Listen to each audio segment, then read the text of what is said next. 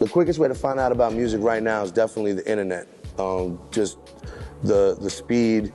It's like pretty much the internet's killing magazines in terms of just the ability to just turn over what's going on immediately within an hour of it happening. Magazines you can't hit a button on a magazine and hear a joint, you know? So the internet is just taking over, even past just music, but just visuals too, just music videos. You know, it's dope, man. Everything is right at your fingertips. I mean, I think maybe the one downside as an artist that I could point out about it is that I think the shelf life of music is really way less than what it was. Like, shit gets old real quick. So if anything, as artists, it's just it's forcing us to be more prolific and kind of put our money where our mouth is as artists. You know, as far as not just creating quality music, but also putting out a quantity of it to keep people's interest.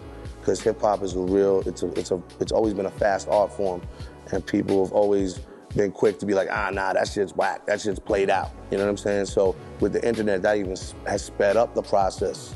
If anything, it just kind of makes it more challenging as an artist to be on top of our game, you know what I mean, and really just always feed the machine and, you know, give people something to listen to and enjoy. Well, the internet has leveled the playing field between the independent artist and the major label artist in a huge way. It's crazy because it's like, I'm from New York, man. That's where most of the labels are based. That's where it really goes down. And the thing about me is I'm being an independent artist, and that's not really hot in New York City. Everywhere else, you had everyone from E40 and Too Short, and you had, you know, Jay Prince down in Texas doing it. And it was always a lot of different independent movements, Tech Nine out of Kansas City.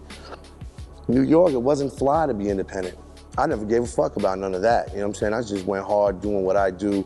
I've had major label deals, but they never really panned out. I just took to the streets, and like I worked at Fat Beats, which is in the mid-90s was like the mecca of hip hop, especially in New York City, where everybody from the most underground artists, from Company Flow, which manifested into Def Jux, to Bobbito and Fondlem, to Funkmaster Flex and Clark Kent, you know, would be up in there. Everybody from Beats by the Pound, you know, No Limit was coming through. It was super diverse, and working there, it helped me to spark my independent spirit to put out music independently.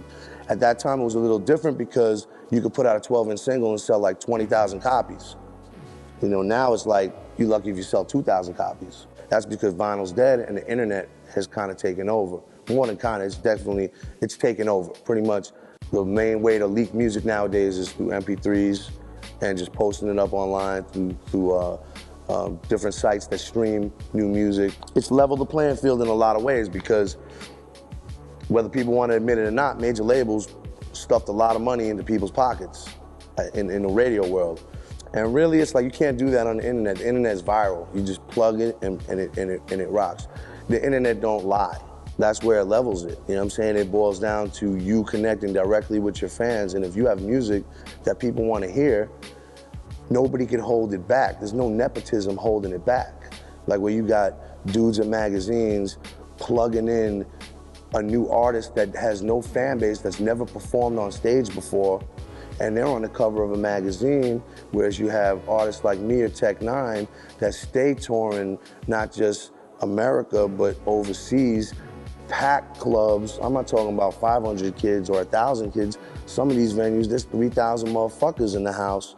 And if we're not getting the coverage that a new artist that has never done a show before gets, there's something wrong. The scales aren't aligned, you know, the shit ain't about, the planets aren't aligned. Something's fucked up in the game with that, because to me, a journalist is somebody that's supposed to report the news. Not tell you their little take on it, but they're actually supposed to report the news.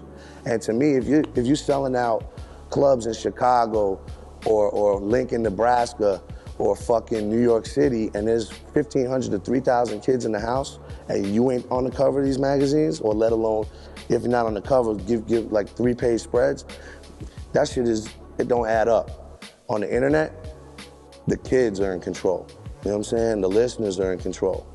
And that's why shit that's really actually showing, improving, and actually breaking down walls and fucking selling CDs, selling tickets, selling t-shirts. The acts that are doing that, they're popping on the internet. You know what I'm saying? Because there's no wizard. There's no Wizard of Oz behind the curtain pulling the strings. These days when I'm making beats, I'm chopping up a lot of stuff on Pro Tools. I'm just importing it right into Pro Tools and chopping it right up. At the same time, like I love the SP1200, Clipse got one, and we're starting to fuck with that because I just like that real dirty, dirty drum sound that Pete Rock used to get, Primo used to get, and really used to go in on. So I want to kind of mix that with some of the newer samples that I'm using. So we're fucking with that.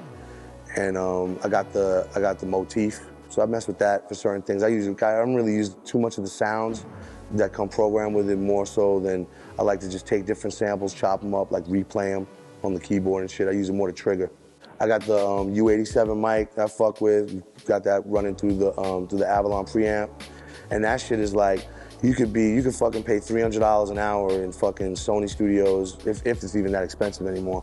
But I'm just saying, like, go to the most expensive studios, and really, like, that's always been, like, a lot of, most of the studios, that's the formula, you know what I'm saying? Like a U87 and an Avalon, and your shit sounds crisp. Like, I recorded like 90% of my new album in my pad, you know what I'm saying? Just with that setup, you know what I'm saying? With the DigiDesign 002, you know what I'm saying?